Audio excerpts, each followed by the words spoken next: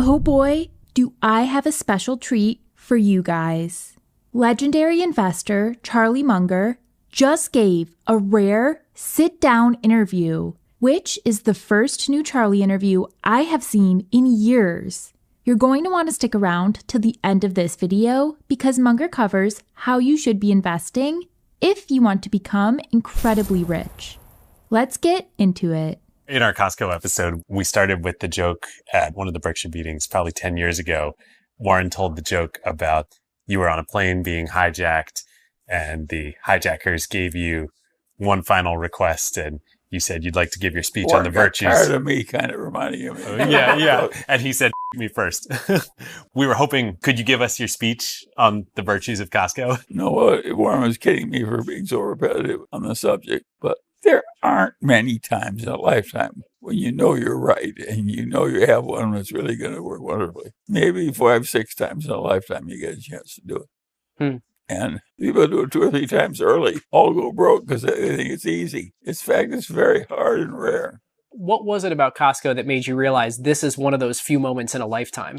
Well, they really did sell cheaper than anybody else in America. And they did it in big, efficient stores. And all the parking spaces were 10 feet wide instead of 8 feet 9 or whatever they normally are. They did a lot right. Yeah. And they had a lot of parking spaces. And they kept out of their stores all these people that didn't do big volumes, you see. And they gave special benefits to the people who did come to the stores in the way of reward points. The executive membership. Yeah, it all worked. And the capital light business model. I mean, when we were studying it, the difference between Price Club they have and no investment in them. They make the suppliers wait until they've been paid, and then they're scheduled to pay only after they're scheduled to sell. They've got 900 warehouses around the world full of high-quality merchandise, none of which they have sitting on their books. That's correct. Charlie Munger is a billionaire and on the Forbes list of the world's wealthiest people. Naturally, one would assume that Charlie's personal stock portfolio consists of dozens of different stocks. However, this could not be further from the truth. Munger's personal stock portfolio consists of just 3 stocks: Berkshire, Costco, and the Daily Journal Corporation. Contrary to popular belief, you don't need to be able to come up with a new investment idea every week in order to invest successfully. Instead, Munger says that the key to being a great investor is having the patience and the ability to identify when a truly great opportunity presents itself. If you're lucky, you may just get a handful of these types of opportunities during your life. That is why it is so important to be able to identify one when it does come along. Use Munger and his investment in the retailer Costco as an example. Munger has been a large shareholder of Costco for decades, having been on the board of directors since 1997. In the spring of 1997, Costco stock was trading at roughly $14 per share. Now, each share of the company is worth nearly $600 as of the making of this video. Quite the impressive return. When Munger first invested in Costco, the business was just a fraction of the size it is currently. Costco had just opened its first location a little over a decade ago and had yet to build out its national footprint. However, Munger was still able to identify how great an opportunity Costco stock was because of the strength of the company's moat. A moat refers to a business's ability to maintain a competitive advantage over its competitors in order to protect its long-term profits and market share. Costco's moat is based on its ability to sell products to consumers at lower prices than other retailers. The entire business model of Costco is built around driving costs down as far as possible and passing those savings on to customers in the form of lower prices. Here's a few ways Costco is able to beat its competitors on price. For starters, Costco only carries about 4,000 different products. The average supermarket, on the other hand, is somewhere around 30,000. This allows Costco to negotiate more favorable pricing with suppliers on the products the business does carry. Additionally, products in Costco aren't sitting on shelves like the average store. Instead, Costco sells its products directly from the pallets they were shipped in on. As a result, employees don't have to spend time continuously restocking shelves. Costco is also well known for selling products in almost comically large sizes. which serves two purposes. The first being cheaper prices for customers on a per-unit basis. This is the most apparent benefit of having these large sizes. However, there is also another massive benefit that's not as obvious. The large size of products at Costco also makes them more difficult to be stolen. As a percentage of sales, Costco has 10 times less theft than the average retailer. All of these things, plus many others, come together to form Costco's moat: cheaper prices than the competition and a unique shopping experience. When Charlie Munger was first doing research on Costco, he did not have the luxury of the internet and powerful online trading apps like Moomoo. Munger had to request a company's financials by mail and wait weeks or even months for a response. Fortunately for us, we have Moomoo, the sponsor of today's video. Moomoo is a free online trading platform that makes fundamental research incredibly efficient. In fact, I even used Moomoo to help research Costco for this video. For example, we can go into the list of Costco shareholders and find Charlie Munger. Click on his name and we can see that he owns nearly 187,000 shares in the company as of this recording. This makes Munger one of the largest individual shareholders of Costco. And this is just the start. We can also go to news on the company and scroll down to Costco's most recent earnings report. Here we can quickly and easily access the company's financials, helping us get up to speed on the business. Thankfully, Moomoo was kind enough to give my viewers an exclusive, huge sign-up bonus. By using my referral link in the description of this video, you can receive up to 15 stocks completely for free just by making a qualifying deposit. This seems like an absolute no-brainer deal to me. Now let's get back to the video. While Costco's moat may seem obvious now, it wasn't as apparent when Munger first bought the stock. However, it's not just about being able to identify these attractive opportunities. As Munger is going to explain, it's also about being willing to bet heavily when the odds are in your favor. As you reflect back on, one of these few great companies in a lifetime that you should bet big on, what advice would you have for David and I as young partners looking for a few of these in our lifetime, things to look out for? Well, when you find one, you may find it 5 years after you bought it, These things may work into it, or your own understanding may get better. But when you know you have an edge, you should bet heavily. You know you're right. And most people, they don't teach that in business school. It's insane. Of course, you got to bet heavily on your best bets. And how do you develop that level of conviction to know? You work at it. You do a lot of reading and thinking and visiting. Conventional finance theory touts the benefits of portfolio diversification.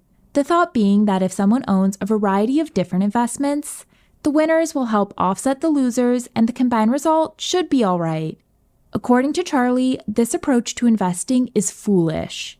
Throughout his career, Charlie Munger has built his wealth by making big investments when the odds were strongly in his favor.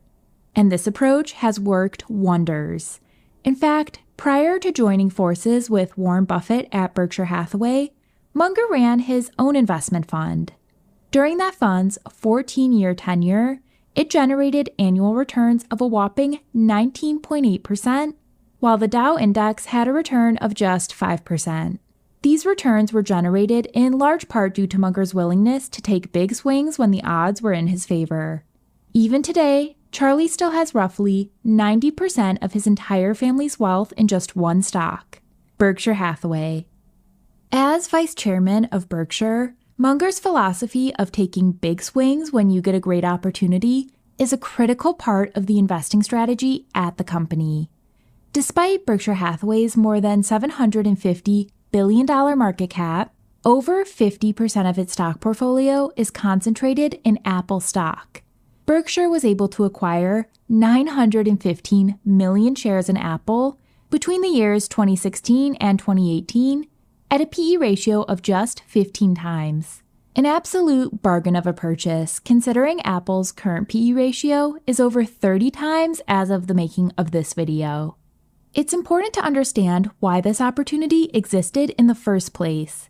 Back in 2016, Apple was considered what is referred to as a technology hardware company. Apple was getting grouped in a category of stocks that included companies such as Dell and HP. Technology hardware companies tend to operate in very competitive industries. Additionally, shifts in technology and changing consumer preferences mean these companies are always running the risk of becoming obsolete. As a result, technology hardware companies tend to be out of favor with investors and the stocks tend to be cheap, and usually for a good reason. Warren Buffett and Charlie Munger viewed Apple differently. They believed that instead of a technology hardware company, Apple actually more closely resembled a consumer company with its sticky customer base and phenomenal brand. Buffett even went as far as to say that if someone had to choose between having a $1,000 iPhone or a private jet, most people would pick the iPhone. Apple's products have become that ingrained in the everyday life of the average person. Buffett and Munger believed Apple was a far better business than what the market was giving it credit for. Apple was still one of the largest companies in the world and a household name back in 2016. Anyone could have seen what Buffett and Munger did and that Apple stock was undervalued. What made Buffett and Munger different was that they were willing to take the big swing. This big swing took in the form of a staggering $30 billion investment in Apple.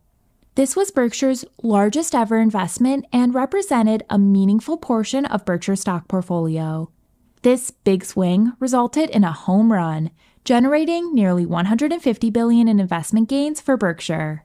These types of opportunities aren't just reserved for billionaires like Charlie Munger. If you too want to find these types of investment opportunities, you just have to know where to look. Here's Charlie to explain. Look how hard it would be to go into the auto business and have some big killing. Who's going to win? Who knows? The whole thing's been thrown way up in the air by all these electric cars. Yeah. All those big new capital requirements, different ways of selling cars. And plus, they got these tough unions. See, I just don't even look at the auto industry. Do you think it's more investable today than it was 50 years ago because of the disruptive innovation of electric? Well, maybe for one or two electric cars that are really good at it. Maybe, but certainly nobody else. So you think BYD It's and too Tesla? tough. BYD was a miracle. But that guy works 70 hours a week and has a very high IQ. He can do things you can't do. He can look at somebody else's auto part and he can figure out how to make the goddamn thing. You can't do that, you see.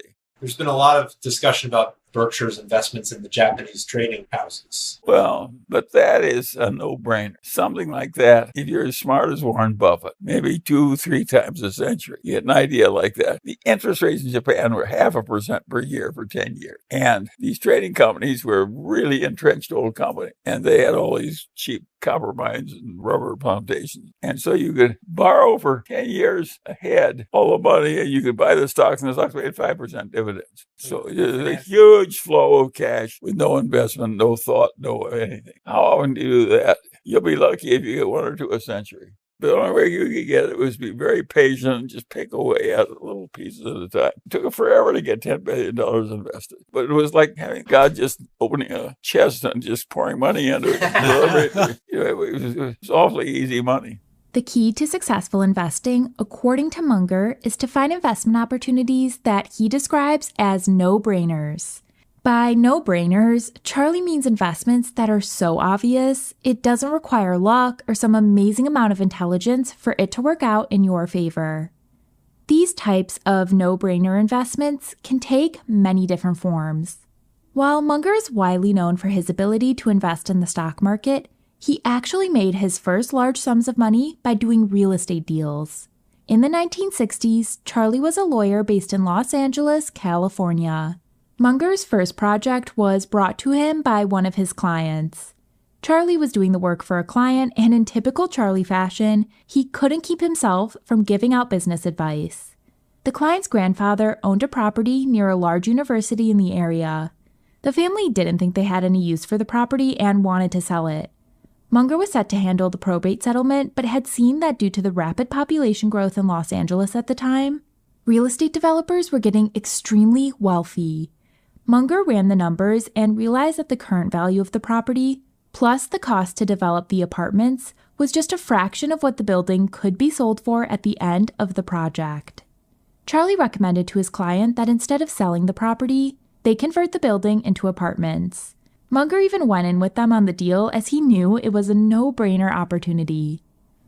Over the next few years, Charlie and his client sure did convert the building into apartments.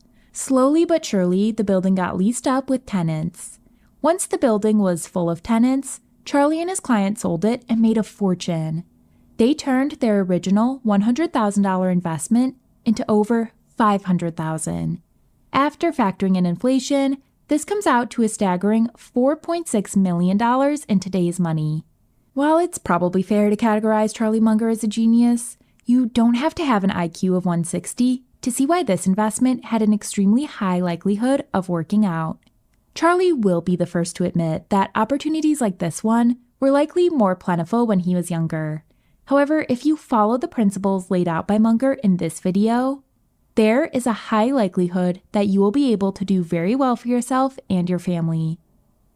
So there you have it. Make sure to subscribe to the channel because it's my goal to make you a better investor by studying the world's greatest investors. Talk to you again soon.